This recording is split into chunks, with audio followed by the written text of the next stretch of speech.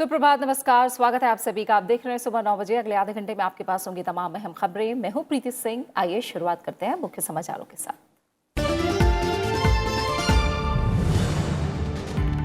दोबारा सरकार गठन के 10 दिन के भीतर मोदी सरकार की भ्रष्टाचार के खिलाफ बड़ी कार्रवाई।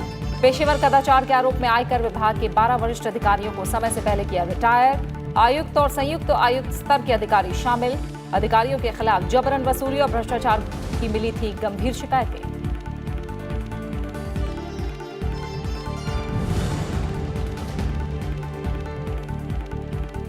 जीवन स्तर को बेहतर बनाने से जुड़े कदमों पर ध्यान दे सभी मंत्रालय।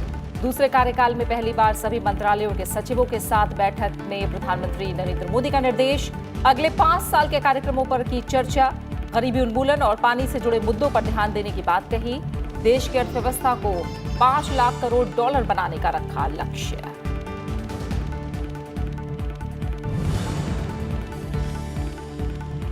किर्गिस्तान के बिश्केक में शंघाई सहयोग संगठन के 19वें शिखर सम्मेलन में शामिल होने के लिए कल रवाना होंगे प्रधानमंत्री नरेंद्र मोदी। आतंकवाद और रक्षा समेत कई और मुद्दों पर होगी चर्चा। 14 जून को भारत किर्गिस्तान के बीच बैठक। रूस और चीन से भी होगी द्विपक्षीय वार्ता।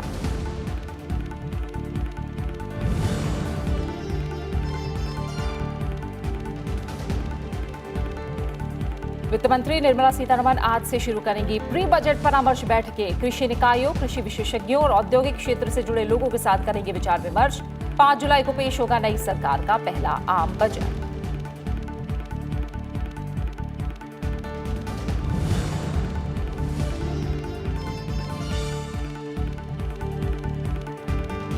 देश के कई राज्यों में भीषण गर्मी का प्रकोप जारी। दिल्ली में टूटा गर्मी का रिकॉर्ड, पारा 48 डिग्री के पार। चूरू में तापमान रहा 50 डिग्री सेल्सियस।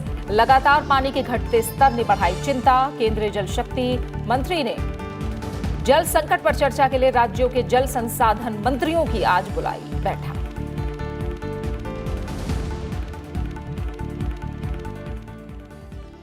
सरकार ने भ्रष्टाचार और पेशेवर कदाचार के आरोप में आयकर विभाग के 12 वरिष्ठ अधिकारियों को सेवा से बर्खास्त करके उन्हें समय से पहले रिटायर कर दिया है। इनमें आयुक्त और संयुक्त आयुक्त स्तर के अधिकारी भी शामिल हैं। सूत्रों के हवाले से खबर बताई जा रही है। इस सूची में शामिल एक बर्खास्त संयुक्त आयुक्त के खिलाफ चंद्रास्वामी की मदद करने के आरोपी, एक व्यवसायी से जबरन वसूली और भ्रष्टाचार की गंभीर शिकायतें हैं। सूत्रों ने बताया है कि इसमें नोएडा में तैनात आयुक्त, अपील पद के एक IRS अधिकारी भी हैं और आयुक्त स्तर की 2 महिला IRS अधिकारियों के यौन उत्पीड़न का इन पर आरोप है। एक अन्य IRS अधिकारी ने अपने और अपने परिवार के सदस्यों के नाम पर 3.17 करोड़ रुपए की चल और अचल संपत्ति अर्जित की थी। ये संपत्ति कथित तौर पर पद का दुरुपयोग करके और भ्रष्ट और गैर कानूनी तरीकों से अर्जित की गई थी। इस अधिकारी को समय से पहले सेवानिवृत्ति लेने का निर्देश दिया गया है। आयकर विभाग के एक आयुक्त के खिलाफ CBI की भ्रष्टाचार रोधी शाखा ने आय से अधिक का मामला दर्ज किया था और उन्हें अक्टूबर 2009 में सेवा से निलंबित कर दिया था। उन्हें भी सरकार ने अनिवार्य सेवानिवृत्ति लेने के लिए कहा है। एक अन्य अफसर जो भ्रष्टाचार और जबरन वसूली में लिप्त था और कई गलत आदेश पारित किए थे, इन आदेशों के बाद अपीलीय प्राधिकरण ने पलट दिया था। उसे भी सेवा से बर्खास्त किया गया है।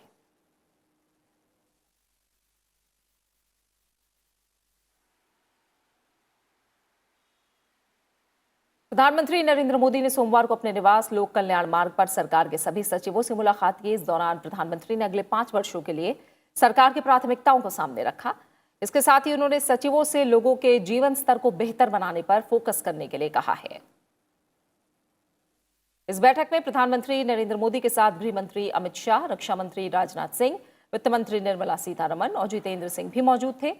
उन्होंने कहा कि हाल ही में संपन्न हुए चुनाव को प्रो इनकम्बेंसी बताया गया, जिसके लिए अधिकारियों की पूरी टीम को श्रेय जाना चाहिए, जिन्होंने पिछले 5 वर्षों में कड़ी मेहनत करके कल्पना की गई योजनाओं को जमीन पर उतारकर उत्कृष्ट परिणाम दिए हैं। इस दौरान प्रधानमंत्री ने कहा कि सभी मंत्रालयों को ईज ऑफ लिविंग को बेहतर बनाने के लिए कदमों पर ध्यान देना चाहिए।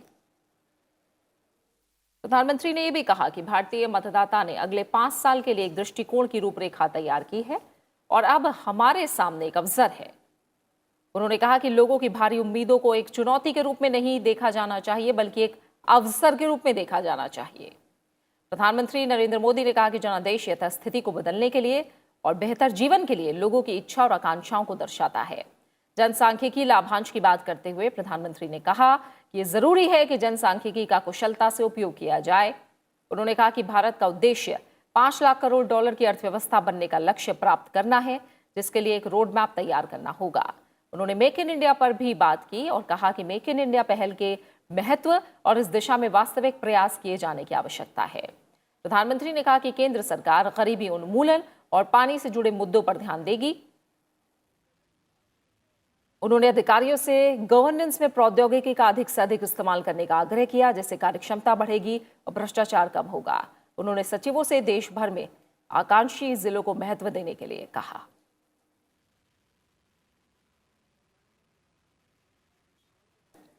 बिश्केक में 13 और 14 जून को आयोजित शंघाई सहयोग संगठन के वार्षिक शिखर सम्मेलन में प्रधानमंत्री नरेंद्र मोदी शामिल होंगे। इस दौरान प्रधानमंत्री आतंकवाद के बढ़ते खतरे समेत क्षेत्र की प्रमुख चुनौतियों से निपटने के बारे में भारत के रुख को दुनिया के सामने रखेंगे। लगातार दूसरी बार सत्ता में आने के बाद प्रधानमंत्री नरेंद्र मोदी की पहली बहुपक्षीय बैठक होगी, जिसमें वो भाग लेने जा रहे हैं। किर्गिस्तान में होने वाले शंघाई कोऑपरेशन ऑर्गेनाइजेशन से इतर प्रधानमंत्री नरेंद्र मोदी रूस के राष्ट्रपति व्लादिमीर पुतिन और चीन के राष्ट्रपति शी जिनपिंग से भी मिलेंगे। आतंकवाद के खिलाफ लड़ाई और रक्षा के मुद्दे पर प्रमुखता से बात होगी। भारत एससीओ देशों के सदस्यों के बीच व्यापार को बढ़ावा देने के लिए क्षेत्रीय संपर्क परियोजनाओं के महत्व पर भी जोर देने की संभावना है। 13-14 जून को शंघाई कोऑपरेशन ऑर्गेनाइजेशन की बैठक के अलावा किर्गिस्तान के साथ शिखर वार्ता होगी। वहीं विदेश मंत्रालय ने कहा है कि एससीओ समिट में प्रधानमंत्री नरेंद्र मोदी और पाकिस्तान के प्रधानमंत्री इमरान खान के बीच कोई वार्ता नहीं होगी। भारत और पाकिस्तान को 2017 में एससीओ की स्थायी सदस्यता दी गई थी। एससीओ की स्थापना 2001 में शंघाई में हुई थी। एससीओ अभी दुनिया की आबादी के लगभग 42% और वैश्विक जीडीपी के 20% का प्रतिनिधित्व करता है। There is indeed scope for bilateral meetings, and we're happy to confirm bilateral meetings with Russia and China as taking place on the margins of the SCO summit. There will be, and there are other requests also. These tend to be processed, taking into account the limited time available. I will also go on to mention that this is a very special visit because there is a bilateral component also. On 14th of June in the late afternoon will be the India-Kyrgyzstan bilateral segment. Pakistan ने फैसला किया है कि वो SCO की बैठक में शामिल होने के लिए किर्गिस्तान के शहर बिश्केक जाने की खातिर प्रधानमंत्री नरेंद्र मोदी के विमान को अपने हवाई क्षेत्र से गुजरने देगा। शंघाई सहयोग संगठन की 13 और 14 जून को होने वाली बैठक में पाकिस्तान के प्रधानमंत्री इमरान खान को भी हिस्सा लेना है। बालाकोट में जैश ए मोहम्मद के आतंकवादी शिविर पर भारतीय वायुसेना के हमले के बाद पाकिस्तान ने 26 फरवरी को अपना हवाई क्षेत्र पूरी तरह से बंद कर दिया था। उसके बाद से पाकिस्तान ने 11 में से सिर्फ 2 रास्ते खोल रखे हैं जो दक्षिण पाकिस्तान के ऊपर से होकर गुजरते हैं। भारत ने पाकिस्तान से अनुरोध किया था कि वो किर्गिस्तान के बिश्केक जाने के लिए प्रधानमंत्री नरेंद्र मोदी के विमान को अपने हवाई क्षेत्र से होकर गुजरने की अनुमति दे। बालाकोट में आतंकी संगठन जैश ए मोहम्मद के प्रशिक्षण शिविर पर भारतीय वायुसेना द्वारा एयर स्ट्राइक किए जाने के बाद पाकिस्तान ने अपना वायु क्षेत्र यानी एयर स्पेस बंद कर दिया था। भारत और पाकिस्तान दोनों एससीओ के स्थायी सदस्य हैं। ऐसे में पाकिस्तान के सामने एयर स्पेस रोकना एससीओ की मान्यताओं के खिलाफ होता। प्रधानमंत्री नरेंद्र मोदी ने बियारिट्ज में होने वाले G7 शिखर सम्मेलन के आउटरीच सत्र में विशेष आमंत्रित के तौर पर भाग लेने के लिए फ्रांस के राष्ट्रपति इमैनुअल मैक्रों का निमंत्रण स्वीकार कर लिया है। G7 समूह के देशों का 45वां सम्मेलन फ्रांस के बियारिट्ज में 24 से 26 अगस्त तक आयोजित होगा। विदेश मंत्रालय के प्रवक्ता रवीश कुमार के मुताबिक प्रधानमंत्री ने विशेष आमंत्रित के रूप में G7 शिखर सम्मेलन के आउटरीच सत्र में भाग लेने के फ्रांस के राष्ट्रपति इमैनुअल मैक्रों के निमंत्रण को स्वीकार कर लिया है। वो भारत को दिए गए निमंत्रण के संबंध में फ्रांस के विदेश राज्य मंत्री जीन बैप्टिस्ट लेमोने के बयान के संबंध में पूछे गए प्रश्नों के उत्तर के दौरान इस बात की जानकारी उन्होंने दी है। उन्होंने कहा कि निमंत्रण दोनों नेताओं के बीच निजी संबंधों को दर्शाता है। ये बड़ी आर्थिक महाशक्ति के रूप में भारत को मान्यता देने और हमारी गहन रणनीतिक साझेदारी का प्रदर्शन है। प्रधानमंत्री ने आयोजन में शामिल होने के निमंत्रण को स्वीकार कर लिया है। नरेंद्र मोदी सरकार के दूसरे कार्यकाल के लिए कामकाज संभालने के बाद ये फ्रांस के किसी मंत्री की पहली भारत यात्रा है।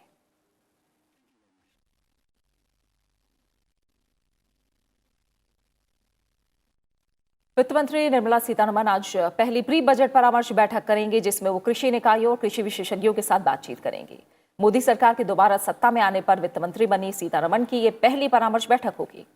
गौरतलब है कि निर्मला सीतारमण 5 जुलाई को पहला पूर्ण बजट पेश करने जा रही हैं।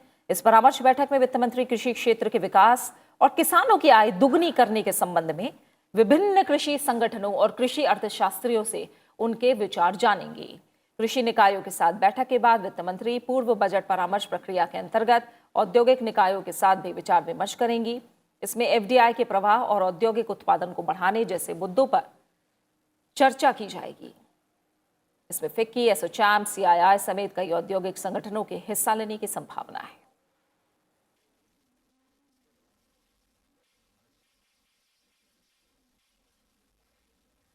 केंद्रीय जल शक्ति मंत्री गजेंद्र सिंह शेखावत आज बैठक करेंगे। वो जल संरक्षण और पेयजल के मुद्दे पर विभिन्न राज्यों के प्रतिनिधियों के साथ बातचीत करेंगे। बैठक की अध्यक्षता जल शक्ति मंत्री गजेंद्र सिंह शेखावत करेंगे और बैठक में देश भर के जलाशयों में जल स्तर की खतरनाक स्थिति पर चर्चा होगी। देश भर में 91 जलाशयों में सबसे कम जल स्तर दर्ज किया गया है। नए आंकड़ों के अनुसार 91 प्रमुख जलाशयों में 31.65 BCM जल संग्रह हुआ। इन जलाशयों की कुल संग्रहण क्षमता का 20% है। कांग्रेस महासचिव प्रियंका गांधी वाड्रा हाल ही में संपन्न लोकसभा चुनाव में भारी हार का सामना करने के बाद पहली बार उत्तर प्रदेश के रायबरेली के दौरे पर पहुंच रही हैं। प्रियंका गांधी वाड्रा और ज्योतिरादित्य सिंधिया उत्तर प्रदेश में लोकसभा चुनाव में पार्टी के खराब प्रदर्शन के कारणों पर चर्चा के लिए पार्टी नेताओं से मिलेंगे। प्रियंका पूर्वी उत्तर प्रदेश में 41 सीटों की प्रभारी बनी थी, तो वहीं पश्चिमी यूपी में 39 सीटों के प्रभारी बनाए गए थे ज्योतिरादित्य सिंधिया।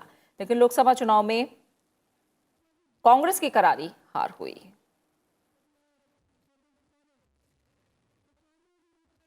भद्रासन शरीर को दृढ़ रखता है और मस्तिष्क को स्थिर करता है। प्रधानमंत्री नरेंद्र मोदी ने वीडियो जारी करके इसके फायदे बताए हैं। आइए जानते हैं इस आसन के और कितने फायदे हैं।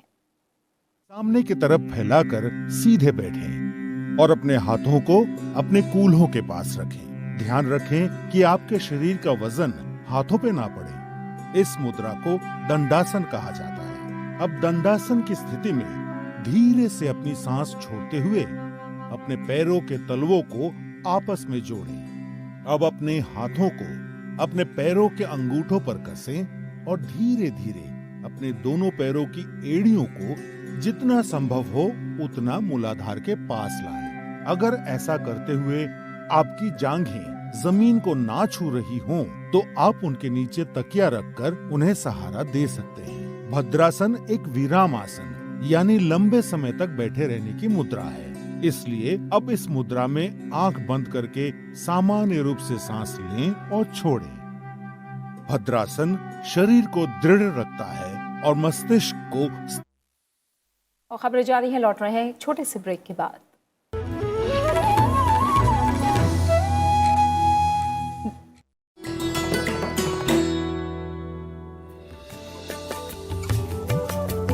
गोमतेश्वर कर्नाटक में श्रवणबेलगोला की पहाड़ी पर स्थित भगवान बाहुबली को समर्पित 57 फीट ऊंची ये मूर्त है। कर्नाटक शिल्प कला का शाहकार। भारत के 7 अजूबों में होता है इसका शुमार। इतनी बुलंद कि 30 किलोमीटर दूर से भी आप कर सकते हैं इसका दीदार। हर 12 साल में होता है बाहुबली का महामस्तकाभिषेक। भक्त करते हैं दूध, केसर और सोने के सिक्कों से इनका श्रृंगार।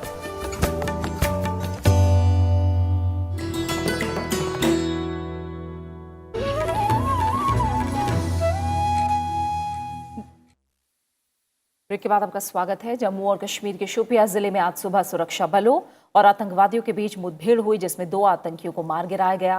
दरअसल सुरक्षा बलों को शोपियां जिले के अवनीरा इलाके में आतंकियों के छिपे होने की खबर मिली थी और इसके बाद सेना ने फौरन तलाशी अभियान शुरू किया और इलाके की घेराबंदी कर दी।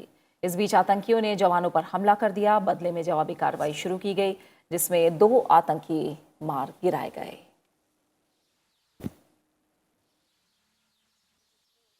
जम्मू कश्मीर के बहुचर्चित Kathua gang rape murder case में सभी 6 दोषियों को सजा सुना दी गई है। पठानकोट की विशेष अदालत ने मुख्य आरोपी सांझीराम समेत 3 आरोपियों को उम्र कैद की सजा सुनाई है, जबकि दोषी 3 पुलिस वालों को 5-5 साल की सजा सुनाई गई है। कोर्ट ने 8 साल की बच्ची के साथ रेप करने वाले कुल 7 में से 6 आरोपियों को दोषी करार दिया था, जबकि 1 को बरी कर दिया है। अदालत ने ग्राम प्रधान सांझीराम, परवेश कुमार, 2 विशेष पुलिस अधिकारी दीपक खजूरिया, सुरेंद्र वर्मा, हेड कांस्टेबल तिलक राज और एसआई आनंद दत्ता को सजा सुनाई है। 8 साल की बच्ची का पिछले साल 10 जनवरी को अपहरण करके गैंग रेप किया गया था। बाद में उसकी हत्या कर दी गई थी। सुनाई गई है सजा, उसमें लाइफ इम्प्रिजनमेंट सुनाई गई है 302 में। तीनों को जो 3 जो मेन इसमें सांजीराम, परवेश और दीपक खजूरिया को, और हाँ जी हाँ, और 25 साल की सुनाई गई है उसमें 376 डी में। जो मेजर में उसमें मैं बता रहा हूँ, ठीक है, 1 लाख रुपया फाइन और life imprisonment in 302 and 376 D में इनको 25 साल की सुनाई गई है। 50 साल वो लगे, ठीक है। 201 वाले उनको 5-5 साल की सजा। फ्रांस के यूरोप और विदेश मामलों के मंत्री जीन बैप्टिस्ट लेमोयन ने कल दिल्ली में विदेश मंत्री एस जयशंकर से मुलाकात की। इस दौरान द्विपक्षीय संबंधों को लेकर बातचीत हुई। फ्रांस ने आतंकवाद के खतरे से निपटने के लिए एक वैश्विक सम्मेलन रखने के प्रधानमंत्री नरेंद्र मोदी के प्रस्ताव का स्वागत किया है। फ्रांस के विदेश मामलों के मंत्री जीन बैप्टिस्ट लेमोयन ने दिल्ली में एक कार्यक्रम में कहा कि आतंकवाद के खिलाफ जंग उनकी शीर्ष प्राथमिकताओं में शुमार है। उन्होंने कहा कि आतंकवाद से लड़ने की हर एक पहल का स्वागत है, क्योंकि ये विश्व के प्रत्येक देश के लिए खतरा बन चुका है। उन्होंने कहा कि पहला राफेल लड़ाकू विमान सितंबर में भारत पहुंचेगा और ये भारत फ्रांस सहयोग का एक मजबूत संकेत होगा। As I mentioned, fight against terrorism is at the heart of our priorities, and France stay alongside with India in this fight. And I think that we must address different fields. I mean, cybersecurity, for example, is crucial and is in our roadmap. Fight against financing of terrorism, as I mentioned previously. So it's an everyday fight, and I can say that we have a strong relation in that field. Yeah. PNB धोखाधड़ी के आरोपी और money laundering case के भगोड़ा साबित किए जा चुके हीरा कारोबारी नीरव मोदी को आज एक बार फिर लंदन की कोर्ट में पेश किया जाएगा। भारत के भगोड़े कारोबारी नीरव मोदी को मार्च में लंदन में अरेस्ट किया गया था। नीरव मोदी की जमानत याचिका पर सुनवाई लंदन के रॉयल कोर्ट ऑफ जस्टिस में होगी। उसने 4थी बार जमानत की अर्जी दाखिल की है। उसके मामले पर इंग्लैंड एंड वेल्स की उच्च न्यायालय मंगलवार को सुनवाई करेगी, यानी आज सुनवाई करेगी। वेस्टमिंस्टर मजिस्ट्रेट कोर्ट 3 बार उसकी जमानत याचिका खारिज कर चुकी है। भगोड़े हीरा कारोबारी नीरव मोदी पंजाब नेशनल बैंक के साथ $2 अरब की धोखाधड़ी और मनी लॉन्ड्रिंग केस में भारतीय कानून के हवाले किए जाने की भारतीय एजेंसियों की अर्जी को ब्रिटेन की अदालत में चुनौती दे रहा है।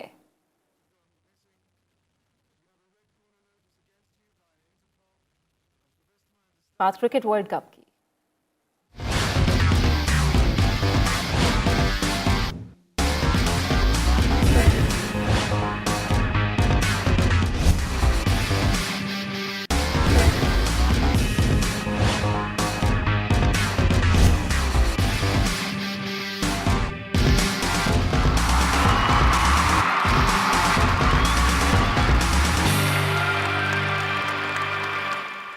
आईसीसी क्रिकेट विश्व कप में दक्षिण अफ्रीका और वेस्टइंडीज के बीच मैच बारिश के कारण रद्द हो गया।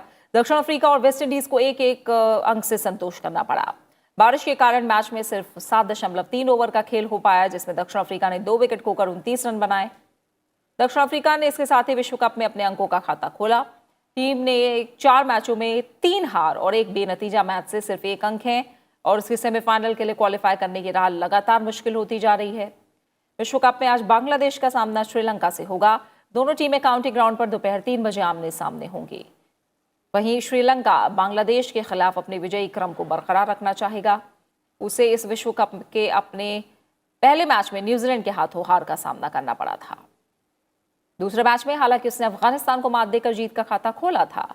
उसका तीसरा मैच पाकिस्तान से था जो बारिश के कारण नहीं हो सका था।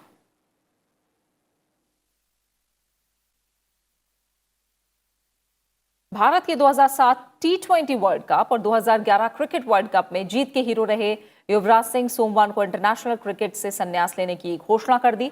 मुंबई में इसका ऐलान करते हुए युवराज सिंह ने कहा कि मैंने कभी किसी चुनौती के आगे हार नहीं मानी, चाहे वो क्रिकेट का मैच रहा हो या फिर कैंसर जैसी बीमारी।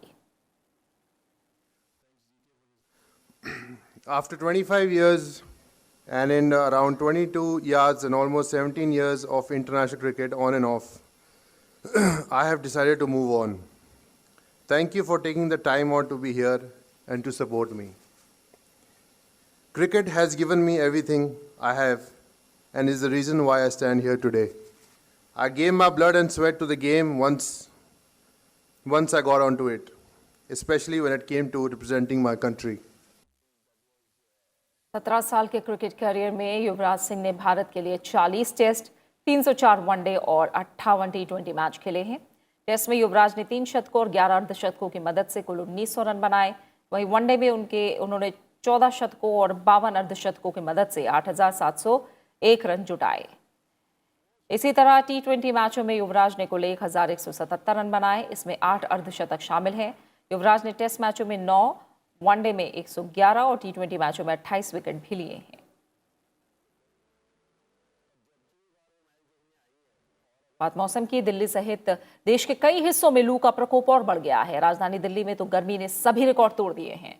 कल दिल्ली में तापमान 48 डिग्री सेल्सियस पर पहुंच गया। जून में दिल्ली में पहले कभी इतना तापमान दर्ज नहीं किया गया था।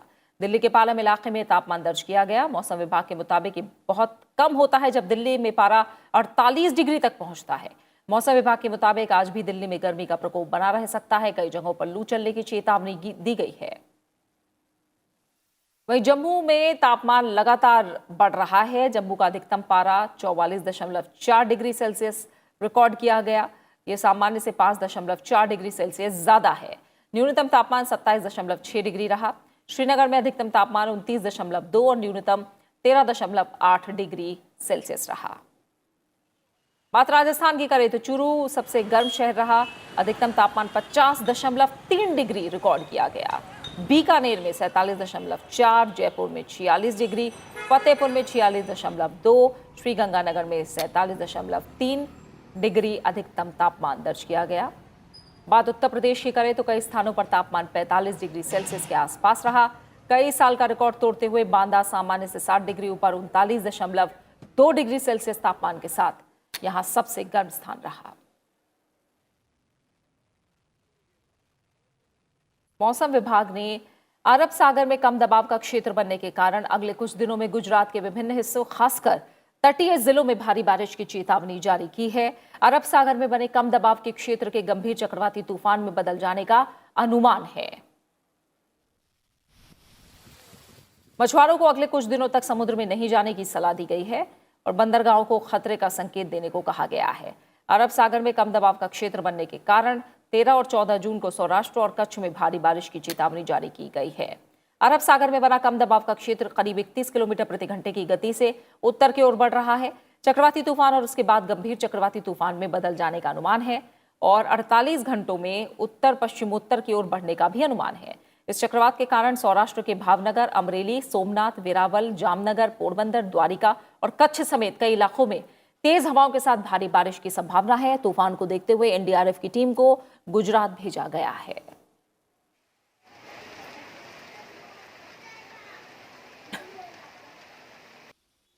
केरल के बाद अब मानसून महाराष्ट्र पहुंच गया है। मानसून ने महाराष्ट्र के मुंबई शहर में लोगों को गर्मी से बड़ी राहत देने का काम किया। देर रात हुई बारिश से मौसम खुशनुमा हो गया। मौसम विभाग की माने तो दक्षिण भारत में मानसून की शुरुआत हो चुकी है, लेकिन उत्तर भारत तक पहुंचने में अभी समय लग सकता है। भारी बारिश होने से मुंबई की लोकल ट्रेनों पर असर पड़ा है। कई ट्रेन देरी से चल रही हैं।